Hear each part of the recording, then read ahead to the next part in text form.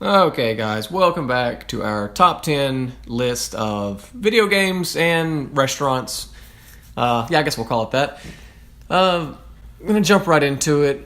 My number 9 took a little bit of thinking. I finally figured it out. I'm going to go with Monster Hunter World, and probably just because the game, it was my first experience delving into the Monster Hunter franchise that Capcom has going.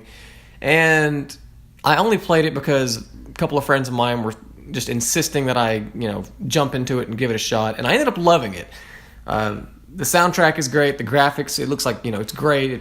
Capcom really knocked it out of the park with that one. It's got a kind of a sharp learning curve at the beginning, but once you figure it out, not bad at all. Of course, in the videos that's probably playing in the background right now, you're going to see me using the heavy bow gun. That weapon is amazing. There's all kinds of weapons. You got the hunting horn. You got the great sword. There's a light bow gun, stuff like that. Sword and shield. You can play all kinds of different styles. You can have all kinds of different armor loadouts with skills and stuff like that. It's a really addicting game that you're going to want to grind a lot once you start playing. And as is, I think I'm about hunter rank 94. So, I've got my hours in. And the game's really fun. It's really enjoyable. It's more fun with friends, going to admit. But if I had to put it somewhere in my top 10, I think number 9 is a pretty fair position for it. It's a really great game. Well worth every penny that it cost me to buy it. I didn't realize the series had been around as long as it had, honestly. Yeah, this is like the 5th. I think it's like the 4th or 5th game in. There's one on the 3DS. I know that it's fairly new, but I mean, I don't know if it went all the way back to the PS2 or not, but it's been around for just a little bit, and I didn't realize that when you started recording it. I'd heard of the game. I feel like, but I'd never seen any gameplay of any of the other ones. Yeah, same as me. Yeah, exact same as me. And just out of nowhere, Monster Hunter World kind of fixed that issue for a lot of people. Mm-hmm. A lot of people hadn't even heard of the franchise because it's exclusively a Japanese game in most places. In Capcom, so it started over there anyways, probably. And when Monster Hunter World released, worldwide, it was like, oh wow, everyone's playing this game. Suddenly they all want to go back and check out the other ones, which I might do in time. But yeah, as far as the list goes for me, number 9, Monster Hunter World. Thanks.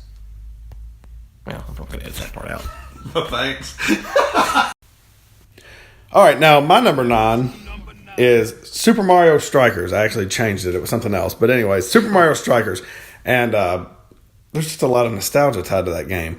Really, soccer is not even... Football is not one of my favorite sports. I'm a sheep when it comes to the World Cup, and I'll watch that if, the United States or whatever's in it, even though the other countries are a lot more fun to watch. Anyways, I was at Toys R Us, 2006, I guess, when this game came out, 2005. Whatever year this game came out, I was at Toys R Us, and they had a demo. This is back when they had a demo, and back when Toys R Us was around. And this is a demo of it set up. And I went over there, and I was just messing around with it, and some little troll comes up and says, I bet I can beat your ass in this game. Well, this was before I cussed much. So, anyways, I'm like, okay, I've never even played. He's like, oh, well, I can definitely beat you. Anyways, I beat him. I'm like, wow, this was actually a really fun experience. Messing around, playing, whatever. Like I said, definitely not my style of game. Sports games, nothing. Even though, it's, if you call it a sports game, it is a sports game. Yeah, you know what I mean? Yeah. And got it for Christmas that year. Played it. But I didn't really delve deep into it until this was actually right after me and you became friends, I guess.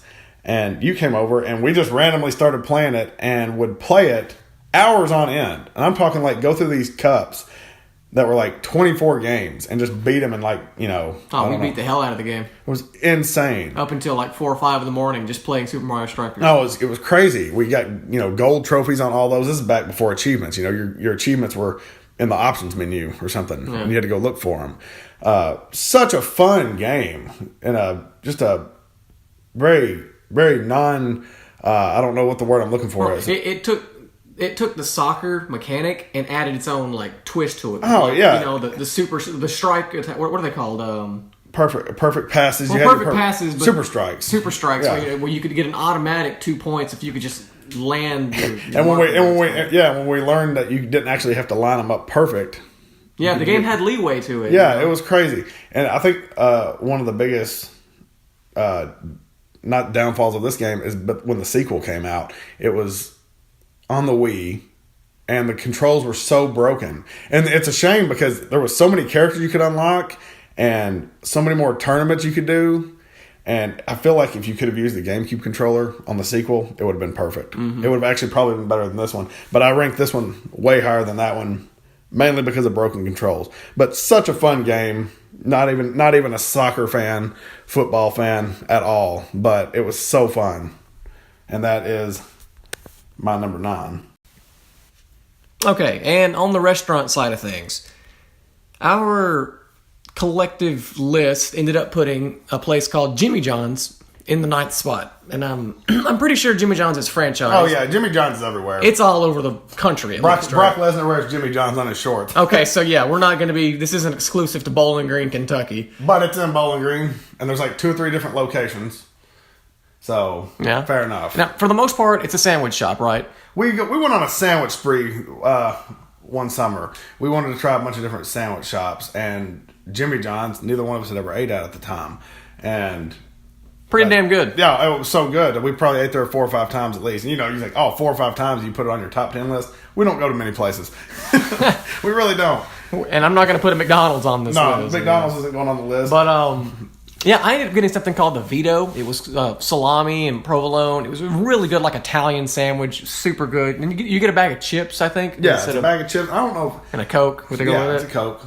But as simple as it is, it works. What'd you end up getting? I got the JJBLT, which is exactly what it sounds like. Jimmy John's bacon, lettuce, tomato? Yep. So good. I love a good BLT. That was, when we were going around to different places, the BLT is always what I tried to get if they had something to offer like that. Yeah. And they had the JJBLT with sea salt chips.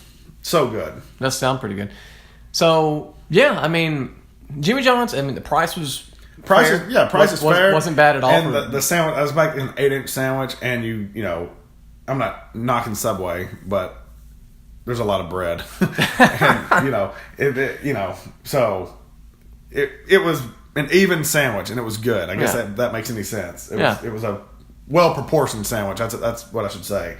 It was good. Definitely worthy of top 10, our 9th spot. Yeah, definitely worthy of the 9th spot. Okay, so there it is. Stay tuned. We'll be back with our 8th one in the next video. Thanks for watching.